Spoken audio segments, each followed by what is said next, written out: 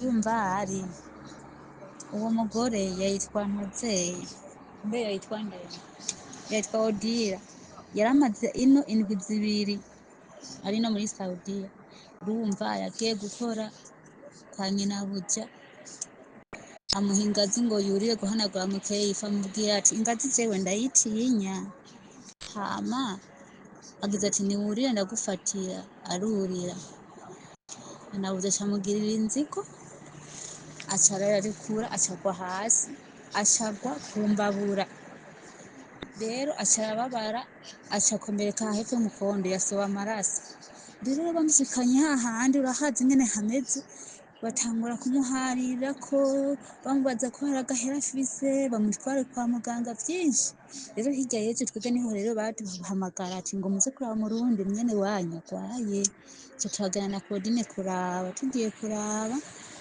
baga turamubaza aravuga ko yasafiriye apamwa kirya kigo caharya iwacu ka Francis ko avuga ko asoba amaraso avuga ati basije n'umuntu abarize n'ukuri ndabe ko novuma nza kuva mu Burundi iwacu none ntawe umenya ko ari agasusure ntawe umenya ivyo arivyo none rero aba yiyahuriye muri dushe none ngaho igipolisi haza imiduga 5 ntiwobona hampaye naje mpaye ndabirabira mw'idirisha ariko navyo mbona neza. Uyu ni umurundikazi ari muri Arabia Saudite. Muratubabarira iyi foto twitije ngaha ntijanye n'uyu muntu yaraye yitavye Imana oyaye, ariko ni kubera ari y'abarundikazi bari muri Arabia Saudite bagiye guca amafaranga ashaka kurondera y'ubuzima, niyo mpamvu twayifashishije kugira ngo uyu munsi bize bimeze gutya. Ariko uwitavye Imana uwo bavuga ko yaraye yiyahuye n'uyu muriko murabona naberetse ngaha, nimba mumubona ngaha uyu ari mu telefone, uyu niwe bivugwa ko yaraye yiyahuye. Sinzi ko mumubona neza mu abantu. Uyu niwe yaraye yiyahuye, ni umurundikazi. Mwavyumvise ingene uwo murundikazi umwe abisobanura. Uyu murundikazi yaraye yiyahuye, murumva ko yiyahuye yagiye kurondera ubuzima muri Arabia Saudite. Yahuye ni ngo akiri mushasha vraiment nta n'ukwezi bwamare, nimba ari by'ukuri koko sindamenye amakuru menshi. Mboneho n'akajyo kubasaba umuntu wese yobaza amakuru akwiye ko yoca ndondera inbox akabimbarira. Ndashaka je gukurikirana iyi dossier y'umuntu, hanyuma kumbure n'ababwirizwa kubimenya bose babimenye, bamenye ko ibintu birateye isoni, birababaje cane. Aha bigaruka hahandi nyene urumva ko yahuye n'ivyago, hanyuma agatabaza ntiyatabagwa, hanyuma yanduruka ahura n'ivyago vyo gupfa ariyahura yiyaka ubuzima. Kubwanje ndamugaye kubera ko yiyahuye, kuko uko biri kose n'inyuma zirakora yari kuvumiriye agatuma araba ukuntu atoroka. Niyo mpamvu namarabwira, iyo ubonye vyase vyose aho ko wiyahura toroka wigiyire. Mumbabarire gatoya gato hano. Nariko ndabwira ati ubonye vyase vyose wotuma utoroka ukigira. Je ndi umuntu umwe nama ndabwira ko gutoroka ari bibi, ntimuze munabipime n'ukuri. Mugabo ugeze ahantu uvuga ati wo kwiyahura, oya ntiwo kwiyahura wotuma utoroka ukigira. Kubera iki wiyahura? Wiyahurira iki? Wiyakira ubuzima iki? Toroka basi uvuga ati ndiyahuye, mugabo mu gutoroka bagufata kujana kuri polisi canke bagutane mu Burundi, ntibakwica. Ugeze ahantu urumva uyu avuga ati umurundikazi yaragiye agera muri Arabia Saudite, atangira akazi, hanyuma aza gukora akazi adashoboye, ashira koroka ashiravunika. Please, ndafise umuntu ngaha yitwa Riziki amaze kuza ngaha inshuro nyinshi ababwira ukuntu aho yagiye bamubwira ngo yurire hejuru akanka. Wowe ugiye bakuhereka inzungurira, vuga ati ntavyo nshoboye. Niyo boguhendahenda ati ntavyo nshoboye, nabo ntibashobora kurirayo. Mwe mushamugenda makaza kwitaganya kandi byo mudashoboye, ukanduruka ugakoroka ukavunika. Ni beshi bamaze kuvunika, hari amaze kugwa muri piscine, abamaze gukoroka ku ngazi, abamaze gukoroka ariko bahanagura ibihome, n'abari kuhamagara bahanagura nimba ari mu kefa. Ndamaze kubereka ngaha inshuro nyinshi. Maze kuzana ngaha ni ibishinga ntahe abagiye bakira ibintu nk'ibi nyene babikira. Akubwiye ngo urira hejuru uranka, kandi umaze kurira ariyo rimwe kabiri n'ubwa gatatu urorira. Uyu Shimira Imana Riziki ngaha yarababwiye ati jewe barambwiye nurire ndanka maze kwanka narabwiye ati nawe ndagufatira ingazi wurire mbwira mabuja ngo je sinohashobora tunenewe nturi umugore nkanje ati je sinohashobora nanje ngo bwira basi boss wari umugabo yurire boss nawe ngo nanje sinohashobora ati nabwiye ati none ahantu hatoshobora boss w'umugabo nije ndahashobora je ndi umugore tibaciye bahamagara umukozi ngo uyu mukozi ngo ahembwa menshi none mureka guhemba menshi kugira ngo mpfe mvunike zamurakora ibyo mudashoboye muzopfa muhere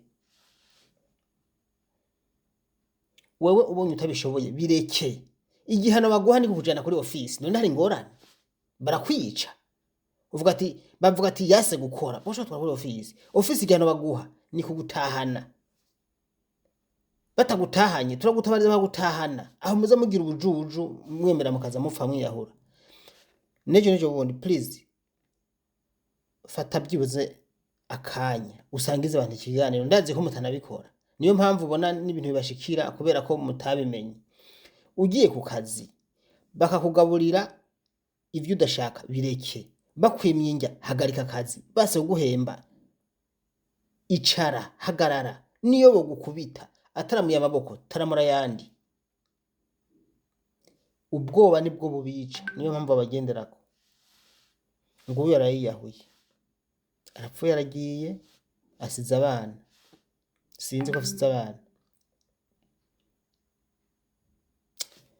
ndashaka mu mbabarire gatoya ndabasangize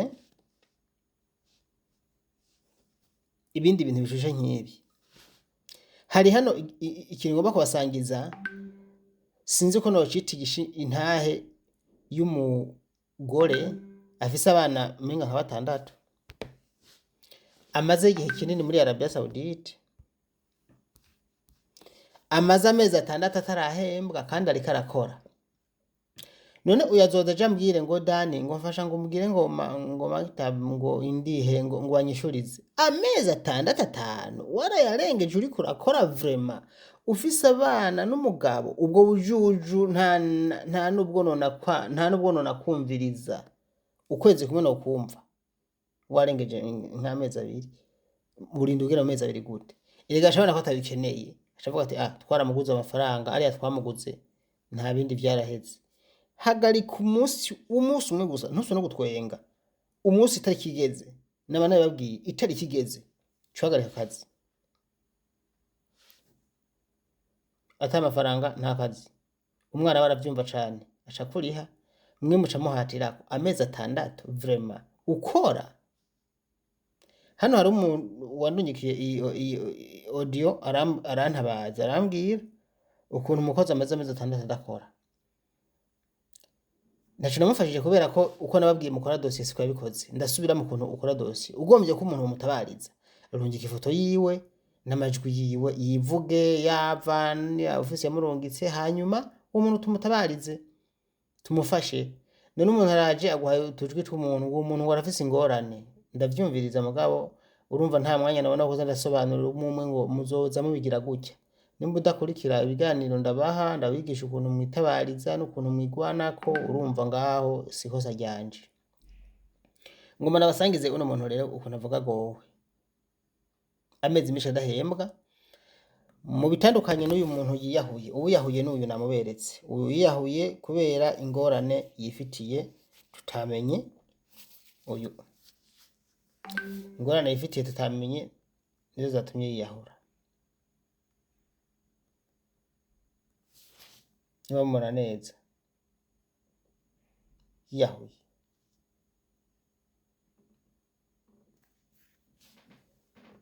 ndababereke neza mu murabe aha amaja hasi nimba muhabona amaja hasi hariho irazimye amaja hasi nimba muhabona hariho amaguru akora hasi ari muri dushe yari yambaye kora n'akantu k'umwitandiro nuko uwo mukozi wahara akavuga ati apolisi baje ari beshi kuraba bino bintu birateye ubwoba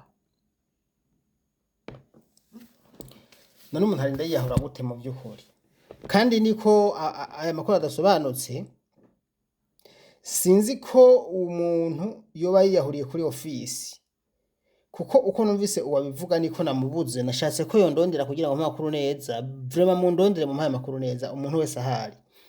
Uwumuzi uyu muntu yisunze iyi audio ayumvirize, uwufise amakuru akwiye ayampe kugira ngo bino bintu tubikurikirane, turabe yuko byibuze n'umuryango wowe tumushumbushywa. Erega urumva nkubaziza akazi kandi aha muciye munuma nuko nyene azobagiye. Abarabu ntibamenye yuko umukozi agize ingorane nk'izi bicaye bagira ko ingaruka bazobubaha. None mwe barabica ntimunabivuga ntimunatabaza, niyo mpamvu usanga kubica ari bisanzwe. Reka rero twumve uno atangira avuga ati maze amezi angahe ntahembwa. nakoze ndatakamba kuri ofisi ndabivuga ndababwira ati je n'ukuri ntibariko barampemba, ariko ubu tuvugana barimwo barabimurikiranira, barimwo barabishuza. Ariko icyo mbona n'abantu b'abakene, abantu ndimo n'abantu b'abakene, kuko iyo baba bayafise je ngira baba barampemvye. Ariko nange ubu n'ukuri oya ndimwo ndabivuga cyane, n'ukuri je barabe bampa amahera y'iwanje canke bampindurire bankure, kuko naco mbona n'abantu ndaruhiye. Nanje nkora ijoro n'umutaga, wumva ninde yobisabirako? Erega sha burya biragoye ahantu hatari iwanyu, kandi utari no mu gihugu cy'iwanyu, nta mwene wacu ahari, nta mama, nta nde, ntaki. Wewe wumva gute? Uramanza ukoroha sha. Ubona mbe Shanera we ubuhe? Uwe Shanera sindamutoye. Yo mugano ukuri n'amabangano. Urabona jewe mari ubuzima nashikiyemo sivyo kuvuga. Jewe kuva nkishika namaze amezi 2 n'inusu hafi 3 ntafungura, ntaryama, ntagira gute. Ayo mezi nyene nagiriyemwo ivyo bibazo, sindabona n'amafaranga ikingora. Nkiyumvira abana banje babayeho gute, umuvyeyi wanje abayeho gute, umuntu atagishoboye kwiruka arikuriye. Abana banje nabo n'abantu baba bakubiswe n'ingwara, umuntu ava hariya avuga ati reka nje kurondera ubuzima ndabe ico hinduka mu rugo. Mugabo kugira uronke icyakuzanye, induru irinde kuvuga, watanze amaboko, wiyahuye mu kugira ngo urabe ku kwezi guhera, urabe kuhema, mugabo bikaba induru. Nukuri jewe vyari bishoboka mba nanahavuye kera. None gasha nukuri jewe ndavye naraheze, none naraheze. Reka aho ubona iyo mbafise iyo nde mba naranahavuye kera. Ubundi mo ndataka nuko nabo ntakira ntababona, sindababona ngo numve ingene vyogenda. Ego ubundi mu kwezi kugira 6 nkaba maze guhembwa amezi 2. None wumva gasha ko tutaje no gukorera amahera ngo tubabwire batubikire. Hari icyo ari mwarungukira umuryango wacu, ko aribo baguma bigira neza natwe abacu bapfa nabi. Nico gituma ndimo ndavuga ati nanje shaka batume bampa udufaranga twiwanje, hama bandondera ahandi ngende kuruhiraho, ndabe ko basinuza ndahembwa buri kwezi nkabona amafaranga. Kaca ndyama isaha 8 zirenga, urumva saa 8 z'ijoro zirarenga ndi mu kazi. Mu mezi ya mbere ho nkishika 12 zaragera nkicicaye, zirashobora guheza akazi nkaca ngenda nkicara mu gikoni. Cyo kwicara ahantu hameze gute ntivyari biri, nicara mu gikoni asha kwikara, n'ubu nivyo bihari. Ingorane noneho n'amaso yarampfiriye ko kubera ntaryama.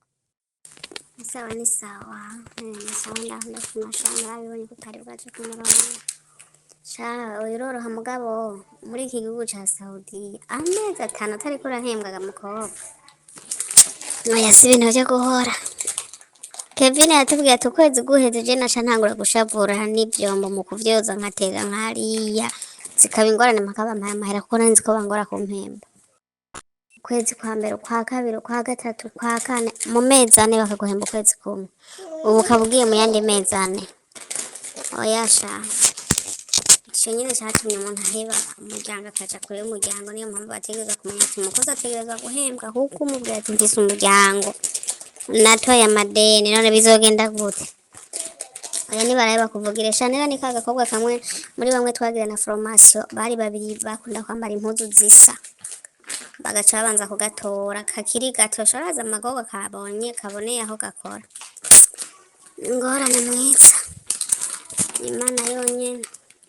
uyu murundi mwene wacu mushiki wacu ati ntako ntakoze mbwira ofisi bwira ndabiko nohembwa ariko barase kumpemba ofisi ntacyo yamfashije ofisi ntacyo zibafashije turabizi kubera iki warinze ukwezi kumwe amezi 2 amezi 3 ukora burya uko guhagaritsa akazi bo nyine barakwijanira kuri ofisi nibibaho none woguma batakujanye kuri ofisi nikibaho icara uryame uramvye urumva wigira umusazi bagukubise mugwane ntibakwica nteze baguhende urabe ko bitagenda neza cyo ukora babona ko batari bisanzwe batangorane none wowe shi ukora buguha amafaranga yiki shabana ko atabikeneye avuze ingorane nyinshi ati nashatse kugira ntoroke none umuntu ugomba utoroka na passport hari naho yavuze ko yabuze passport nta nikimaze muri Arabia mw'abantu mwe abantu benshi hafi ica gatatu c'abari muri Saudiya barachaka nticakane dufate baratorotse kandi barataha babuzwa n'iki gutaha wewe nimba ubona bariko baragutoteza bakanka kuguhemba amezi 6 toroka murindiri nimba ofisi yase kugufasha have genda ibintu bivuga ndabihagazeko sindiko ndahoboka vraiment ndazi ya ma office acinyumva nabi ngo niho ndabwira ngo abakozi ngo toroka hariho na ma office babwira ni mutoroke je sinda hariho aba office bamabwira abakozi ati ko vyase vyose ni wigire toroka uhave twebwe amafaranga yacu twarayaciye barayaduhaye we genda nibiba bibaraba singorane yabo ajya amezi 3 yamaze bakamara guhembwa niyo ucu toroka uwo munsi nyene ntaco bahomba.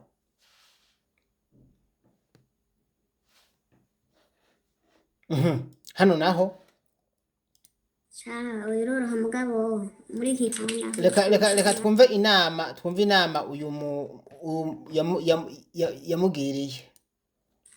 sawa ni sawa ndakunda kumashanga ayo kutaribaje kumara wiroroha mugabo muri iki gihugu ca Saudi amezi 5 atariko urahembwaga mukobwa 5 vraiment oya si ibintu vyo guhora 5 Kevin yatubwiye ati ukwezi guheze je naca ntangura gushavura n'ivyombo mu kuvyoza nkatega nkariya zikaba ingorane makaba amahera kuko nanzi ko bangora kumpemba neza cyane ukwezi kwa mbere kwa kabiri kwa gatatu kwa kane mu mezi 4 bakaguhemba ukwezi kumwe ubu ukabwiye mu yandi mezi 4 ibaze oya sha ico nyene catumye umuntu aheba umuryango akaja kure y'umuryango niyo mpamvu bategereza kumenya ati umukozi ategereza guhembwa kuko umubwira ati mfise umuryango natoye amadeni none bizogenda gute oya nibaraye bakuvugira Chanel ni kaga kobwa kamwe muri bamwe twagira na formation bari babiri bakunda kwambara impuzu zisa bagaca babanza kugatora kakiri gato sharaza amagogo kabonye kaboneye aho gakora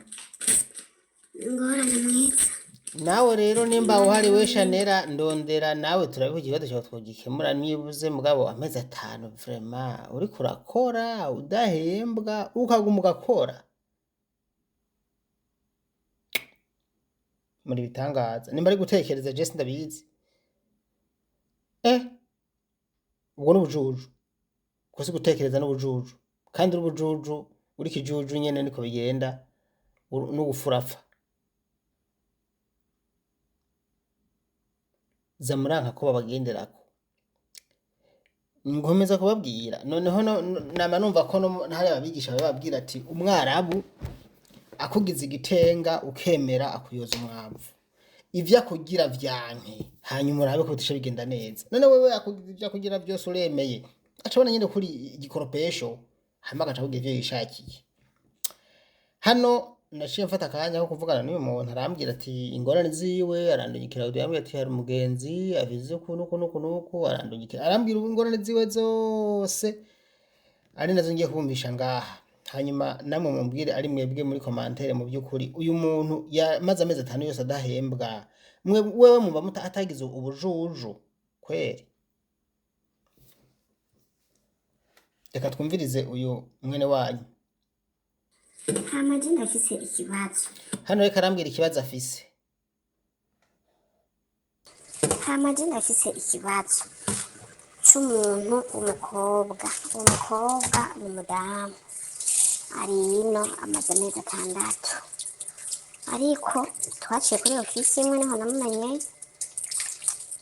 tumaze iminsi tuvugana navuga ati ni nk'Imana impumuye ku bwako kavideo mbonye ka Dorokasi. Uwo mudamu n'ukuri yari naraheze ndarira kubw'umubabaro. Yambwiye ati ubu ntanguye ukwezi kugira 6 ati ahantu ndi ndahangayitse ahantu ndoroshe tugiye amakuru wanje ni saa 9 ni saa 8 ati kandi hari igihe ntaba ndiko ndakora mugabo nkaja kwicara mu gikoni bakagiye barabamenyesha mu gikoni ati hasi ku makaro ariho nicara akazi nako nkora nkagiye kukangana icambabaje rero ni gufungura ikibazo kurya amurumba kandi ikibazo agacagereka ko tudahembwa yaguhazima muri message twagiye tuganira ndamubaza ati none ushobora kwihangana gute ahantu bayeho hepfo umuntu mbese ndanamuhakanura kuri yo ndamubaza ati none vuba nka jewe ati nakimwe umugabo amfasha nije ndiho inzu y'abana nije mbuze umwana arwaye nije ngaburira umwana ikintu cyose nijewe none atabana kwisi arambwira ati je kwisi abana tinaje abana banje bakunda kurwaragurika tibari kwa mama kandi mama wanje n'umutamakazi arakutse nashoboye kubarondera kimuga muri aya mezi 6 turumva ko ngiye mu kwezi kwa 6 maze guhembwa amezi 2 sinaho nyine ayo mezi 2 nayahembe habaye induru ndamaze none kuri ofisi waciye kuri imwe arambwira ati abona waciye ko bose hariho abanyitaba hariho abatanyitaba tubona ingorane narabuze icyo mfata narabuze icyo ndeka birandengera nanje mbona icyo mfata mbona icyo ndamuhanura ngo birancanze rero nukuri nifuje yuko aho rero telefone siba yifise telefone bikanabuja ayimuhangira ngo aramusamaye telefone imuha saa 6 y'ijoro yambwiye ati burya hari n'igihe nsanga hariho ama message yuguruye nca ndamuga ati rero mu bantu muvugana ndibaza muvugana mu kirundi kuko ikirundi ntibashobora kugisobanura nabi yarurimi rwabo ari igiswahili cyangwa igifaransa aho sawa ati mugabe ikirundi ntibararonka intoze yo kugisobanura ati rero ndumva bitoroshe nabuze impanuro ndamuha ariko amaze kumbwira ko amaze guca ku bantu bose bo kuri ofisi nanjye ati genda higiye bije bikava nkabura ngire guhembwa amezi urumva uko bamufitiye amezi 4 mu mezi 6 bari bamufitiye ubu ngiye mu kwezi kwa 6 muri ayo mezi ayandi maze guhembwa amezi 2 none bamubwiye cyangwa ati tuje kuruha uhangayika bivanye nuko tubona ubuzima bwawe si umuntu arakora akamene kakemera kuruha ugire kurara ukaryama ugire kudahembwa ugire kukagira gute uce wicara utubuze yambwiye ati ubu ntiwowe ukimbona je hari n'igihe niyumvira ati ngira hariho n'imiti babaha yo guhora kuko hari ibintu ushobora kwiyumvira warasize umwana mu Burundi bongeye ukwezi kugahera hagahera iminsi 10 irenga ko bataraguhemba uba wumva ko abiwawe bari kurahora bivanye n'akazi tunakora jewe rero mukama nzomuha nimero z'iwawe muvugana byarangiye avuze yuko azomuha nimero yanje kugira ngo turabe ko aricyo twomufasha ntiyandondeye nimba yarandondeye naho usanga ndondeye mu bantu benshi kuko ni benshi bandondera ugasanga hari umuntu andondera rimwe canke kabiri ntasubire aha ni message rimwe kabiri ntasubire haheze nk'ukwezi c'indwi zibiri akongera akanyandikira ngo mbega utanyishyuye, si ikosa ryanje munyandikira muri benshi, ngomba nongere ndabibutsa ukuntu je banyandikira. Wowe buri munsi ufise ikibazo uranyandikira buri saha, buri minota, muri 30 hayi gute, kugira ngo ibibazo vyawe ugume uduga hejuru, kuko hariko message nyinshi n'ukuri ntarasoma, ntashobora no gusoma ngo mare. Umwana ashaka mbo oya noba ngize ibidashoboka, ariko reka je numva umenga nobereka nk'akaroro gatoya kuri message. Ndagerageza kubereka ku ruhande kuko sinobereka message zanje canke amanimero y'abantu, ariko nobereka byibuze nka message mba afise ukuntu zingana, kugira ngo hari abantu batabonye igihe nabibereka ukuntu message mba afise ukuntu ziba zingana. Ndashaka yuko mubona ukuntu je mba afise message nyinshi, mundabiriza message mba afise, namwe muce mumbwira yuko namwe ari mwebwe mwoshobora kuzisoma. Ndagomba ko tuvugisha ukuri, ntitubeshane. Imburiza ejo ntijya ejo izo ziraheze, ariko reka nje kuri message zindi, unread message. Mumbwire ko izi message nawe ushobora kuzisoma. Uri umuntu uvuga ngo urafise akandi kazi ukora, canke urakenera kurya, canke urakenera gukora utuntu akantu na kamwe. Message zirambana nyinshi gushika naho ntashobora kuzisoma. Ibi mubimenye neza. Izi mubona harimo nkuru za nyuma nazisomye kwa Rodizinefu, hari za Rodizinefu ntarasoma zo kwa kabiri, hari Roveni kandi n'ukuri ndabakunda, ariko ziyazo za kera ndaza kuzisoma, ahubwo izi zishasha. Burya nkunda gusoma message zishasha kuko iza kera cyambona ko abantu batari bankeneye. Mugo hari umuntu usanga yaduze hejuru ari mushasha, ubu nca ndamusomera message kubera ko cyambona ati umuntu aguma ndondera ko biri kose canke aje uyu munsi, urumva ko aba agukeneye. Niyo mpamvu nababwira yuko umuntu wese yandikiye message yo kwitwararika kongera kandi gusubira kurungika kandi za message yandika, kugira ngo ziduge hejuru, kuko uciye ubireka ukaza kumbwira ngo narakwandikiye ngo warasomye. Jiwe n'umuntu twavuganye mu kanya agarutse ahinduye profile, mbere muzimana akaguhindura profile navyo biramfasha, sindamumenya, hagisanga nagize kwizina posto nshaka amazina ku bantu bose.